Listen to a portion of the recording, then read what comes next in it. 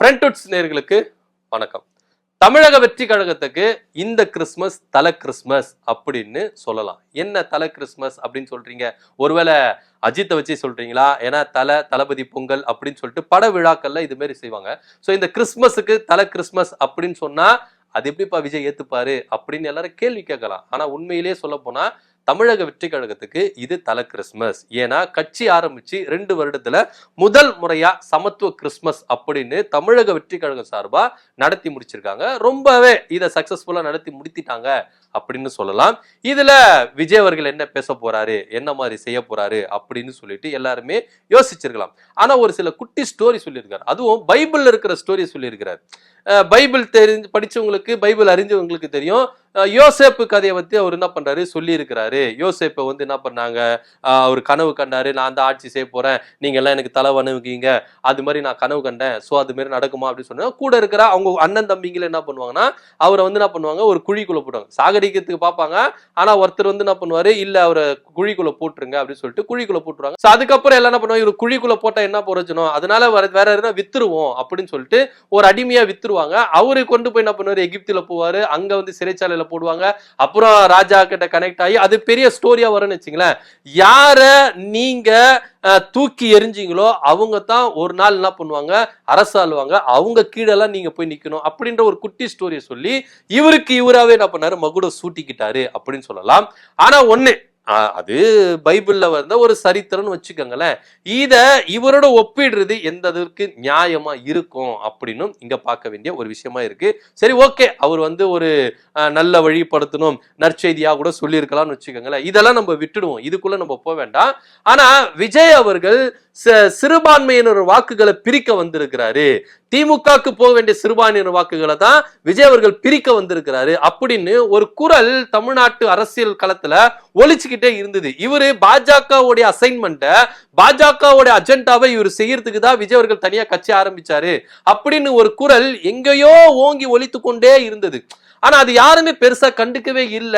அப்படியெல்லாம் இருக்காதுப்பா, பாஜகவெல்லாம் இவரு கொள்கை எதிரின்றாரு, பாஜகவெல்லாம் விமர்சிக்கவே மாட்டேங்கிறாரு, பாஜக களத்திலே இல்லாத, களத்துக்கே சம்பந்தம் இல்லாத ஒரு கட்சி அப்படின்னு விடுவிலா விமர்சிக்கிறாரு. இவர் எப்படி பி டீமா வருவாரு, பாஜகவுடைய ஜெராக்ஸா இவர் எப்படி வருவாரு அப்படின்னு எல்லாரும் கேள்வி கேட்டு இருந்தாங்க. ஆனா இப்போ அந்த ஓங்கி ஒலிச்சதுல அந்த குரல் பாஜகவோட அஜெண்டா தான் போய் இவர் செய்யப்பட வராரு அப்படின்னு இப்போ அது ப்ரூஃப் ஆயிருச்சு. ஏன் அப்படின்னா இஸ்லாமியர்களுக்கு ரம்ஜான் பண்டிகைகளுக்கு தொப்பி போட்டு இதே விஜய் அவர்கள் அதை அனுசரிக்கிறாரு, கிறிஸ்துமஸ் அனுசரிக்கிறாரு. இந்து பண்டிகைகளை எதனா அனுசரிச்சாரா அப்படின்னா அந்த கேள்விக்கு பதில் எனக்கு தெரிஞ்சு இல்ல. உங்களுக்கு தெரிஞ்சிருந்தா கீழே கமெண்ட் பண்ணுங்க, அதை நம்ம பத்தி பேசுவோம். ஆனா இப்போ இந்து பண்டிகைகளை அவர் வந்து என்ன பண்ணல, அனுசரிக்கவே இல்லை. அப்படி இருக்கும் பொழுது சிறுபான்மையினர் வாக்குகளை மட்டும் ஏன் குறி வைக்கிறாரு அப்படின்ற ஒரு கேள்வியும் இங்க எழும்பதான் செய்யுது. ஏன்னா இஸ்லாமியர்கள் வாக்குகள், அதாவது சிறுபான்மையினர் வாக்குகள் அதிமுகக்கும் போகாது, பாஜகவுக்கும் போகாது. ஏன் போகாது அப்படின்னா பாஜக கூட்டணியில் இருக்கிறதுனால அதிமுக தோத்துதுன்னு நானும் சொல்லல, நீங்களும் சொல்லல. அதிமுகவுல ராயபுரம் தொகுதியில நின்ன அண்ணன் ஜெயக்குமார் அவர்கள் சொன்னாரு, நாங்க பாஜக கூட கூட்டணி வச்சதுனாலதான் இஸ்லாமியர் ஓட்டுகள், சிறுபான்மையினர் ஓட்டுகள் எங்களுக்கு கிடைக்கல. 40,000 வாக்கு வித்தியாசத்துல நான் தோத்தேன், முடிசூடா மன்னனா இருந்தேன், அதனால பாஜக கூட கூட்டணி வச்சதுனாலதான் அந்த வாக்குகளை நான் இழந்தேன் அப்படின்னு பாஜக கூட உறவை முடிச்சாங்களா அதிமுக. அப்போ ஆளா வந்து பேட்டியை கொடுத்து ஒரு கலக்குன்னு தான் அண்ணன் ஜெயக்குமார் அவர்கள். சோ அப்படி இருக்கும் பொழுது அதிமுக பாஜக கூட கூட்டணி வச்சா இஸ்லாமியர்கள் வாக்குகள் வராது அப்படின்றத இதே ஜெயக்குமார் அவர்கள் ஓபன் ஸ்டேட்மெண்ட் கொடுத்திருக்கிறார். சோ அந்த பேஸ்ல நீங்க பாத்தீங்கன்னா இப்ப 2026 சட்டமன்ற தேர்தல் என்ன பண்ணாங்கன்னா பாஜக கூட கூட்டணி வச்சிருக்காங்க. சோ ஆல்மோஸ்ட் என்ன பண்ண போறாங்க, திரும்பவும் அவருக்கு வாக்கு வராது அப்படின்றது ரொம்ப கன்ஃபார்ம் ஆயிருச்சு. சோ அப்ப என்ன பண்ணலாம், இஸ்லாமியர்கள் வாக்குகள், அதாவது சிறுபான்மையினர் வாக்குகள் திமுகவுக்கு போறதுக்கு வாய்ப்பு இருக்கு. இப்போ உதாரணத்துக்கு நான் சொல்றேன், ஒரு 10% இருக்குன்னு வச்சுங்களேன். ஒரு உதாரணத்துக்கு ஒரு தொகுதியில 10% இஸ்லாமியர், அதாவது சிறுபான்மையினர் வாக்குகள் இருக்குன்னு வச்சுக்க. இப்ப அதிமுகக்கும் போகாது, பாஜகவுக்கும் போகாது. அந்த வாக்குகள் எங்க போகும் அப்படின்னு பாத்தீங்கன்னா திமுகவுக்கு தான் போகும். சோ இந்த வாக்குகளை உடைக்கணும், இந்த வாக்குகளை பிரிக்கணும் அப்படின்னா என்ன பிளான் அப்படின்னு சொல்லிட்டு பாஜக ரொம்ப நாள் திட்டம் திட்டிருந்தாங்க.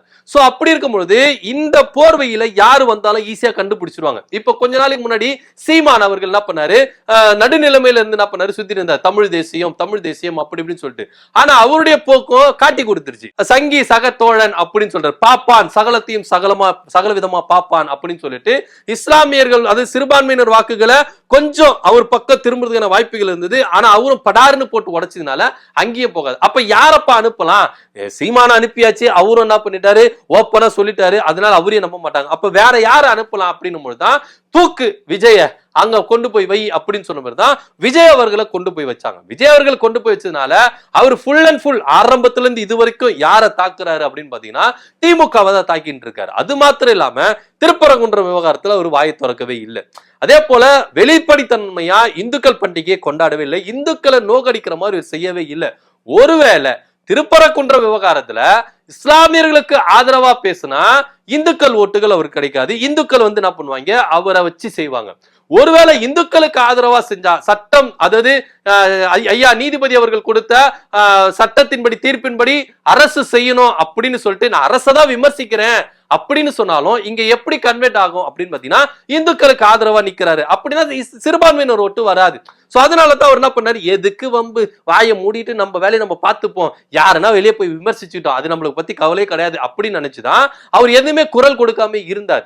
சோ இது எல்லாத்தையும் கூட்டி கழிச்சு நம்ம பார்க்கும் பொழுது சிறுபான்மையினர் வாக்குகளை உடைக்கிறது, அது திமுக பக்கம் போகிற சிறுபான்மையினர் வாக்குகளை உடைக்கிறதுக்கு தான் இவரு ஏற்படுத்தி இருக்காங்க, பாஜக இவரை கொண்டு வந்திருக்கிறாங்க அப்படின்னு ரொம்ப திட்டவட்டமா தெள்ள தெளிவா தெரியுது. இப்ப நீங்க கடந்த தேர்தல கூட பாத்தீங்கன்னா திமுகவுக்கு இருக்கிற வாக்கு வங்கி அவங்களுக்கு இருக்குது, அதிமுகவுக்கு இருக்கிற வாக்கு வங்கிகள் அவருக்கு இருக்கு. ஆனா இந்த சிறுபான்மையினர் வாக்குகள் இருக்குல்ல, இதுதான் யாரு பக்கம் போக போகுது அப்படின்னு ரொம்ப கேள்விக்குறியா இருந்தது. சோ கடந்த தேர்தல்ல விஜய் அவர்கள் இல்ல, அதனால ஈஸியா அங்க போயிருச்சு அப்படின்னு பல பேர் சொன்னாலும் இந்த தேர்தல் சிறுபான்மையினர் வாக்குகள் விஜய் பக்கம் அதை உடைக்கிறதுக்கு தான் பாஜக கொண்டு வந்ததுன்னு ரொம்ப நாளே எல்லாருமே கத்திட்டு இருக்காங்க. ஆனா அது யாருமே செயல்படல. ஆனா விஜய் இப்போ சமத்துவ கிறிஸ்துமஸ் அப்படின்னு சொல்லி கொண்டு வந்து அதை நடத்தி அதை ப்ரூவ் பண்ணியிருக்கிறார்.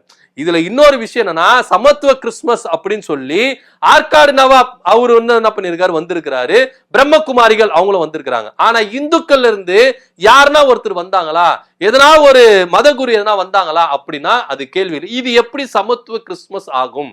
இதுக்கு முன்னாடி ஒரு கட்சி சமத்துவ கிறிஸ்துமஸ் நடத்தினாங்க, அதுல இந்துக்கள் கலந்துக்கிட்டாங்க, முஸ்லிம்கள் கலந்துக்கிட்டாங்க, கிறிஸ்டியானிட்டி கலந்துட்டாங்க, மும்மதமும் கலந்துருச்சு. ஆனா விஜய் அவர்கள் நடத்தின சமத்துவ கிறிஸ்துமஸ்ல ஏன் ஒரு இந்து மத குருவை நீங்க கொண்டு வரல? நவாப் ஆற்காடு நவாப்பை கொண்டு வர தெரிஞ்சது, ஒரு பாதிரியாரை கொண்டு வர தெரிஞ்சது, பிரம்மகுமாரிகளை கொண்டு வர தெரிஞ்சது. ஆனா ஒரு இந்து மத குருவையா உங்களால கொண்டு வர முடியல? கேள்வி எல்லாருக்கும் எழும்புமா இல்லையா? அப்ப இது எப்படி சமத்துவ கிறிஸ்துமஸ் ஆகும் அப்படின்ற கேள்வியும் இங்க எழும்பதான் செய்யுது. அப்படி பார்த்தா விஜய் அவர்கள் எடுக்கிற இந்த அரசியல் முழுக்க முழுக்க சிறுபான்மையினர் வாக்குகளை குறிவைத்துதான். திமுக பக்கம் போகிற சிறுபான்மையினர் வாக்குகள் இவர் நம்மளுக்கு சிறுபான்மையினர் காவலரா இருக்கிறாருப்பா. பாருங்க, நீங்க இஸ்லாமியர்களுக்கு அவர் என்ன பண்ணாரு, விழாவை எடுத்தாரு. கிறிஸ்டியனருக்கு என்ன பண்ணாரு, விழா எடுத்தாரு. ஆனா இந்துக்களை குறித்து ஒரு வார்த்தை கூட பேசல, இந்துக்களுக்கு ஆதரவா பேசவே இல்லை. அவர் பாரு சிறுபான்மையினருக்கு பாதுகாவலரா இருக்கிறாரு, வக்ஃப் வாரிய திருத்த சட்டத்துக்கு குரல் கொடுத்தாரு. இந்த மாதிரி விஷயங்களை சிறுபான்மையினருக்கு விஷயங்களை முன்னெடுக்கிற விஜய் ஏன் இந்துக்களுக்கு எடுக்கல அப்படின்ற கேள்வி எழும்புது. சோ இதெல்லாம் கூட்டி கழிச்சு பார்த்தா விஜய் அவர்கள் சிறுபான்மையினர் வாக்குகளை உடைக்க வந்திருக்கிறாரு. பாஜக இவரை ஏஜென்டா இங்க அனுப்பி இருக்கிறாங்க. பாஜகவினுடைய அஜெண்டா படிதான் விஜய் அவர்கள் இங்க வந்திருக்கிறாரு, இந்த மாதிரி நிகழ்வுகள் எடுத்திருக்கிறாரு அப்படின்றது ரொம்ப வெட்ட வெளிச்சமா தெரியுது. இதை பத்தியோட கருத்து என்ன அப்படின்றத கீழே கமெண்ட் பண்ணுங்க. நன்றி, வணக்கம்.